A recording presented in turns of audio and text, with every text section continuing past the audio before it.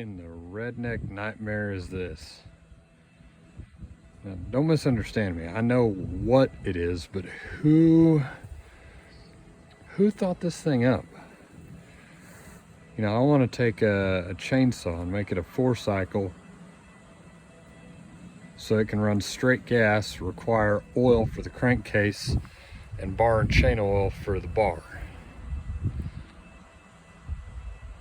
Whose bright idea was this?